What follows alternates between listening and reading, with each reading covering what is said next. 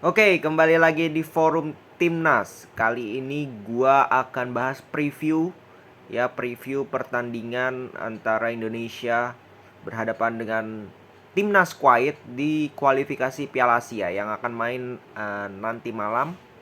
Itu pukul 11-an lah, 11.15. Oke.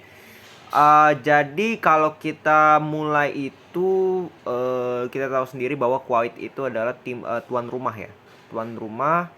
Lalu Indonesia tampil dengan 23 pemain di bawah oleh Sintayong dan juga tanpa dua pemain inti mereka pada saat di AFF, yaitu si Egy Maulana dan juga Evan Dimas karena cedera. Tapi ada Mark Locke tambahan, lalu ada Marcelino, ada Kambuaya sudah balik, ada Witan sudah balik. Jadi cukup banyak pemain yang bisa menggantikan peran dari dua pemain ini.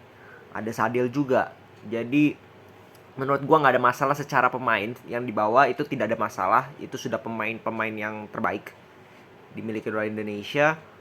Yang menjadi permasalahan adalah interview dari Sintayong beberapa hari yang lalu, di mana pada saat bukan interview, kita lihat cuplikan di mana habis latihan tuh pemain-pemain dari Indonesia. Tampaknya pemain-pemain ini wajahnya tuh murung gitu, wajahnya tuh lesu, wajahnya tuh kayak pesimis lah mereka bisa lolos. Nah, Sintayong di situ kan istilahnya negor lah gitu. Kenapa lu pada murung semua gitu? Padahal kita belum main, kita datang ke sini harus main 3 pertandingan dan kita masih punya peluang untuk bisa lolos. Dan gue sangat setuju dengan apa yang dilakukan oleh Sintayong, bahwa lu jangan sampai kalah sebelum bertanding. Itu yang penting untuk timnas, karena yang menjadi masalah dari kita ini kan mental. Kita lihat pada saat melawan Thailand, kita sebenarnya bisa mengimbangi Thailand secara permainan for sure, tapi apa yang menjadi permasalahan, apa yang menjadi perbedaan dari kita dengan timnas Thailand, yaitu mental. Kita pada saat melawan timnas Thailand itu sudah ada mindset di mana timnas Thailand ini sangat menakutkan untuk kita, but itu tidak harusnya terjadi lagi pada saat ini, karena secara level kita sudah mendekati, bahkan bisa dikatakan sama dengan Thailand. Nah, ini yang apalagi kemarin timnas muda. Ini yang harus gue bilang, kalau gue bilang ini yang harus diubah oleh mindset para pemain, bahwa memang Kuwait tim tuan rumah dan mereka tentu saja diunggulkan karena ya namanya tim tuan rumah, dan juga tim dari Timur Tengah lah istilahnya, lawan tim Indonesia tentu saja diunggulkan. Nah, ini gue akan kasih tahu beberapa pertemuan terakhir Indonesia 2009.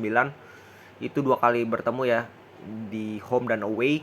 Di home Indonesia seri 1 sama lawan Kuwait, di away di kandangnya Kuwait Indonesia kalah 2-1. Jadi sebenarnya nggak terlalu, dan juga nggak bisa dijadi parameter sih sebenarnya, karena sepak bolanya sudah jauh berbeda, jauh berkembang dari kedua tim tentu saja. Jadi nggak bisa kita prediksi juga sebenarnya apa yang akan terjadi. Tapi kalau kalau yang gue bisa bilang, yang bisa menjadi kunci dari kemenangan di Indonesia, kunci dari permainan Indonesia adalah kekompakan tim dan juga mental yang tentu saja harus dibenahi. Fighting spiritnya tuh harus terlihat, walaupun lu mungkin kalah postur dengan pemain Kuwait, kalah power atau apa, tapi lu harus manfaatkan sisi-sisi lain, sisi-sisi kelemahan dari Kuwait, kelemahan dari tim Timur Tengah. Kita tahu kita punya speed, kita punya pergerakan yang lincah, kita punya skill yang jauh di atas mereka. Nah, itu yang juga dikatakan oleh Luis Milla, bahwa kunci melawan Kuwait ini apa?